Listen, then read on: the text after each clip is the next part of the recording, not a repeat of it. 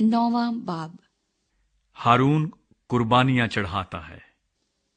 8वें दिन मूसा ने हारून और उसके बेटों को और बनी इस्राएल के बुजुर्गों को बुलाया और हारून से कहा कि खता की कुर्बानी के लिए एक बेऐब बछड़ा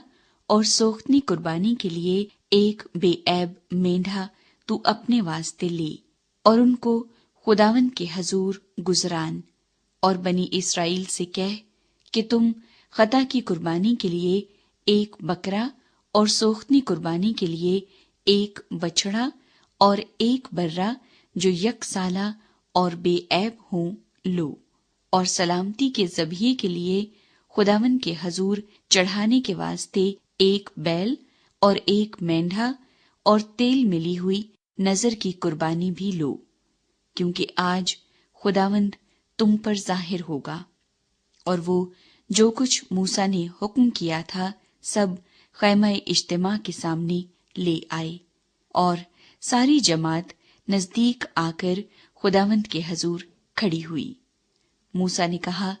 ये वो काम है जिसकी बाबत खुदावंद ने हुक्म दिया है कि तुम उसे करो, और खुदावंद का जलाल तुम पर जाहिर होगा। और मूसा ने हारून से कहा कि मज़बे के नजदीक जा और अपनी खता की कुर्बानी और अपनी सोख्तनी कुर्बानी गुजरान, और अपने लिए और कौम के लिए कफ़ारा दे, और जमात के चढ़ावे को गुजरान और उनके लिए कफ़ारा दे जैसा खुदावंद ने हुक्म किया है। सो हारून ने मज़बे के पास जाकर उस बछड़े को जो उसकी खता की कुर्बानी के लिए था ज़बह किया, और हारून के बेटे खून को उसके पास ले गए, और उसने अपनी उंगली उसमें डबो डबो कर उसे मज़बे के सींगों पर लगाया, और बाकी खून मज़बे के पाए पर उंडेल दिया। लेकिन खता की कुर्बानी की चर्बी और गुर्दों और जिगर पर की झिल्ली को उसने मज़बे पर जलाया, जैसा खुदावंद ने मूसा को हुक्म किया था, और गोश्त और खाल को लश्करगाह के बाहर आग में जलाया। फिर उसने सोख्तनी कुर्बानी के जानवर को ज़बह किया, और हारून के बेटों ने खून उसे दिया, और उसने उसको मज़बे के गिर्दा गिर्द छिड़का, और सोख्तनी कुर्बानी को एक एक टुकड़ा करके सर समेत उसको दिया, और उसने उन्हें मज़बे पर जलाया। और उसने अंतड़ियों और पायों को धोया और उनको मज़बे पर सोख्तनी कुर्बानी के ऊपर जलाया। फिर जमात के चढ़ावे को आगे लाकर और उस बकरे को जो जमात की खता की कुर्बानी के लिए था लेकर उसको ज़िबा किया, और पहले की तरह उसे भी खता के लिए गुजराना, और सोख्तनी कुर्बानी के जानवर को आगे लाकर उसने उसे हुक्म के मुताबिक गुजराना। फिर नजर की कुर्बानी को आगे लाया, और उसमें से एक मुट्ठी लेकर सुबह की सोख्तनी कुर्बानी के अलावा उसे जलाया,